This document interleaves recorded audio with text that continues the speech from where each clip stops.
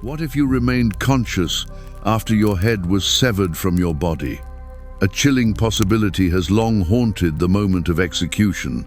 A decapitated head may remain aware for up to 30 agonizing seconds. In those final, horrifying moments, the eyes can still blink. The lips may twitch as if struggling to utter final words, and consciousness may linger even as the body fades away. For Anne Boleyn, the ill-fated second wife of King Henry VIII, this terrifying possibility was not just a grim theory. It was part of a meticulously orchestrated torment, one that history has masked beneath polished retellings. People often remember only the swift stroke of the sword, forgetting the far darker truth. This was not just an execution, but a performance designed to not only end her life, but to erase her very existence from the world. The execution of Anne Boleyn laid bare the cruelty of the justice system under the Tudor reign, where death was merely the final act of a meticulously crafted campaign of humiliation. Though history often simplifies her downfall as a matter of treason, Anne's final days were in truth a psychological torment designed to erase her from existence. Once a crowned queen, she now endured 17 days of confinement within the very Tower of London where she had once prepared for her coronation. Her execution was delayed multiple times and choreographed with chilling intent. Henry VIII even summoned an executioner from Calais. The headsman emerged like a phantom, silent, precise, and utterly emotionless. He wore not the brilliant red cloak of justice, but the cold black garb of death. The long sword he carried was not the instrument of lawful judgment, but the tool of a bloodless ritual. No one heard him speak, for he had not come to deliver justice. He had come to complete a performance directed from the throne. And the director of this macabre theatre was none other than the king himself. Henry VIII, the man who had once adored Anne, exalted her and raised her to the height of power, now stood behind the velvet curtain, orchestrating her final humiliation. The choice to bring in a foreign executioner was no act of mercy, but the perfect final move. It offered the illusion of compassion to spectators while turning Anne's death into a brutal spectacle. In his ruthless game of power, no space for mercy, only calculation and erasure. And when the blade sliced through the air and halted at the neck of the woman who had once worn a crown, it was not merely an execution, it was an intentional annihilation. A chilling warning to anyone who dared challenge the throne. Witnesses later recounted that in her final moments, Anne wore a strange serenity, as though defying the fate that had been imposed upon her. Modern psychologists might recognize Anne Boleyn's behavior in her final hours as a form of psychological dissociation, a defense mechanism triggered by extreme trauma. It is said she once joked she would be remembered as la reine sans tête, the queen with no head, a moment of dark humor masking the storm raging inside her. While history often portrays her death as a straightforward beheading for treason, few confront the deeper truth. Anne was subjected to a brutal campaign of psychological torture charges of incest, adultery, and conspiring to kill the king, accusations so absurd that today they would be dismissed outright in any court of law. But what makes this execution truly haunting isn't the blade, it's the deliberate annihilation of her honor and identity. Henry VIII didn't just want Anne dead. He wanted her erased, her legacy obliterated, her daughter, Elizabeth, stripped of legitimacy. In her final days, Anne was forced to endure vile accusations of moral corruption, grotesque tales manufactured solely to destroy her. According to records from the Tower of London, at 2 Maiders, Anne desperately requested to receive the sacrament, a plea from a soul caught between faith and the devouring darkness. She knelt for hours in silence, immersed in prayer, as if trying to persuade God to reverse a destiny already written. By the time dawn bathed the cold stone walls in gold, she had stayed awake nearly an entire day and night. No longer the proud queen, just a woman exhausted, her mind eroded by nameless fear. When the lieutenant arrived to take her to the scaffold, it was said Anne was laughing with her ladies. But it was not the laughter of peace. It was the final crack of a spirit pushed to its limit. A silent collapse where reason no longer held its shape. Anne's death did not come with a swift blow. It stalked her for days like a predator savoring the hunt. The delays in execution were not due to logistical mishaps. They were part of a calculated psychological torment. Each morning of uncertainty, every hour of waiting became an invisible blade cutting into her mind.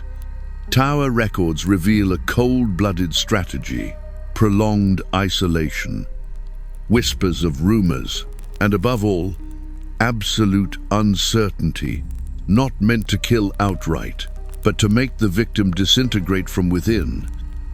And so, when the fateful hour arrived, Anne walked once more through the very halls that had echoed with cheers for her coronation 3 years before. But this time, she was flanked by guards, not for her protection, but to ensure no one would hear her final truth. The scaffold had been built laughably low, less than a meter high, just enough to put her in full view of every jeer, every scornful eye. Without a shred of majesty to shield her, it did not elevate her, it crushed her into the crowd. Unlike cinematic portrayals cloaked in tragic grandeur, Anne's death was no dignified farewell. It was the brutal climax of a political tragedy designed to annihilate not just her body, but the very memory of her. A grim message to every woman in the court.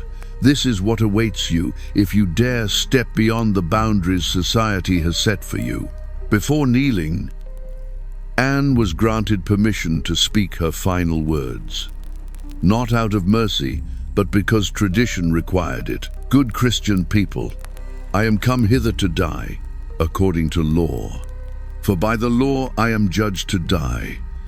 This appearance of submission was, in truth, her last act of resistance.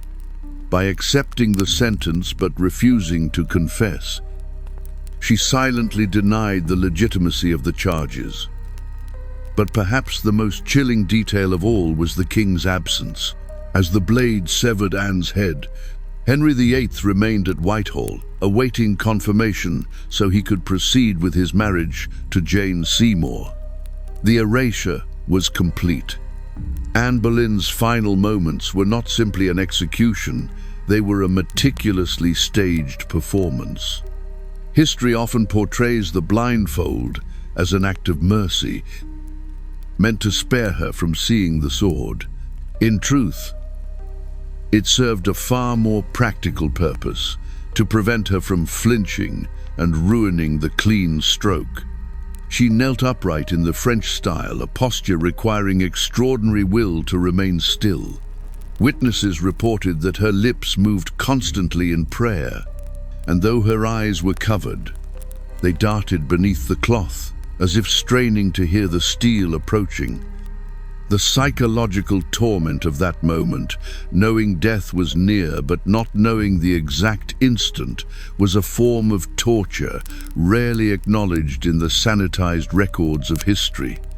Unlike many Tudor executions, the sword struck true in a single blow. But what followed was far more harrowing.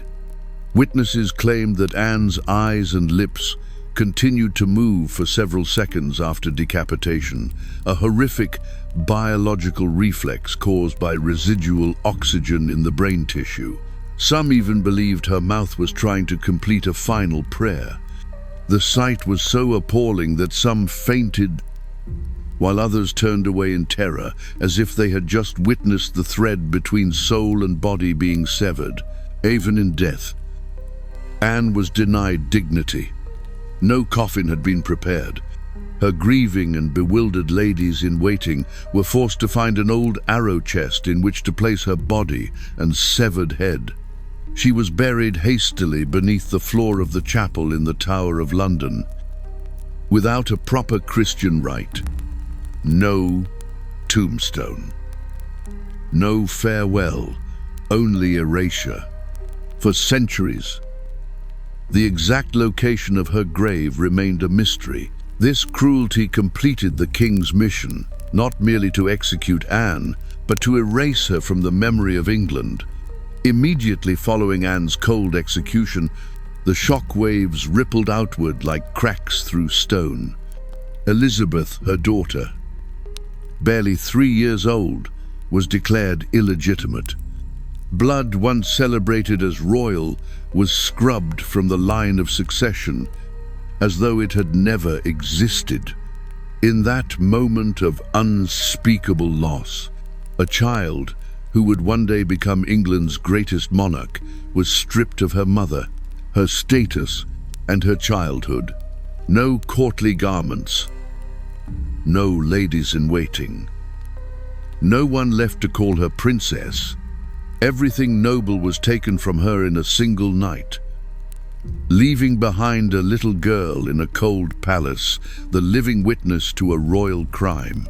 Anne's death was not a sentence, it was a cold-blooded drama. Orchestrated with chilling precision, Henry VIII had summoned a French executioner bearing a sword forged specifically for this clean finale. It was not a gesture of mercy, but a matter of form, ensuring the Queen's death occurred within the aesthetic confines of a model execution. No chaos, no resistance, only the hiss of a blade slicing air before sinking into flesh. Animals had been used for practice beforehand, all to guarantee that when Anne bowed her head, the blood-stained crown would not fall askew. After that moment, the poet Thomas Wyatt, who had been imprisoned alongside Anne, wrote with quiet sorrow of that small neck once adorned with so many jewels. His words became a second blade, exposing the tragic irony between grandeur and death. From a queen crowned in majesty, Anne became a body hidden beneath rough cloth, her bloody head held aloft before the crowd as a declaration of hollow justice. Hier Arterius still sprayed vivid red. The last proof of life, a sight no one there would ever forget. Records from the tower confirm Anne was buried in haste. Her makeshift coffin, a storage box, was placed beneath the chapel floor among other executed souls. No marker, no mention. A disgraceful end for a woman who once wore England's crown. Erasing even her final resting place was the ultimate aim. Henry didn't just want to end Anne Boleyn's life. He wanted her utterly forgotten, and he nearly succeeded. Immediately after Anne Boleyn was beheaded, the royal propaganda machine roared to life at full force. The verses that had once praised her wit and grace were swiftly rewritten into venomous slander, depicting her as a cunning seductress. Court poets who had once hailed her as England's radiant star now rewrote her story, casting her as a threat that had deceived the throne. Anne's downfall wasn't simply retold, it was weaponized. The official records went even further. They described the king's choice to summon a French executioner with a sword, rather than using the traditional English axe, as an act of mercy. They called it compassion, but behind that mask of kindness was a carefully choreographed blood spectacle. Every horrifying detail of the execution was scrubbed from collective memory, marking the beginning of a centuries-long distortion of history, a distortion that, in many ways, continues to this day. What chills posterity is not just the blade that ended Anne Boleyn's life, but the cold, ruthless speed with which Henry VIII erased her from his world. Just one day after the execution, the king announced his engagement to Jane Seymour, as if the head that had fallen to the damp grass hadn't even cooled before being replaced by a new crown. Less than 2 weeks later, in a quiet ceremony at Whitehall Palace, he remarried as if signing the final sentence of the woman he had destroyed. Anne's death was not a tragedy. It was a decision, a political deletion. Because she had failed to produce a male heir, she became a liability, and so she was replaced. No mourning, no mention. She was wiped clean, as if she had never existed, a name carved out of royal memory. Anne's personal anguish was buried beneath the hardened cement of power and dynastic maneuvering. This was no longer the fall of a woman. This was a purge, a sacrifice to the throne. Anne was not merely executed, she was dismantled piece by piece. Her honor stripped, her dignity shattered, her presence dissipated like smoke after a fire. Behind the cold stone walls of the Tower of London, the bloodless but brutal nightmare had begun weeks earlier.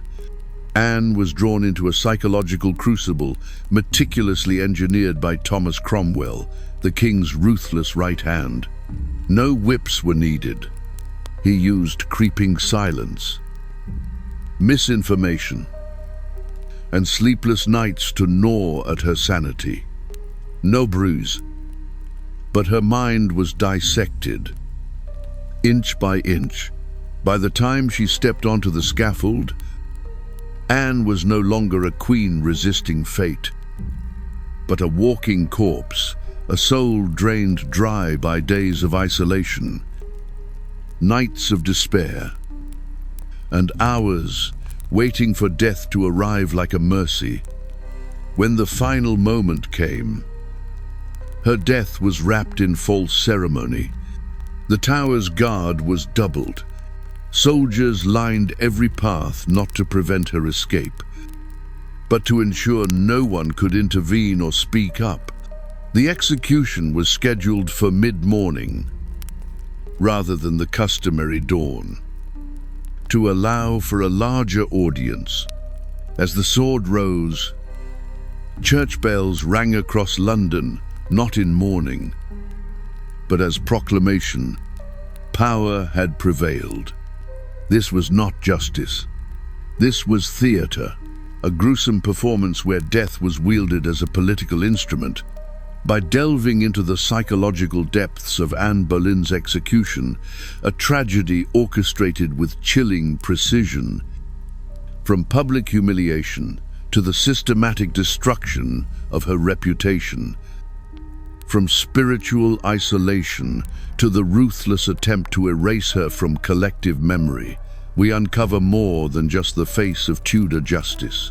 We confront the naked essence of power, not merely the domination of the body, but the manipulation of memory, the distortion of truth, and the rewriting of history to suit the will of the powerful. In that moment, when the blade struck, when her head fell onto the cold, damp grass, a terrible truth echoed through time. In the face of absolute power, even truth can be beheaded.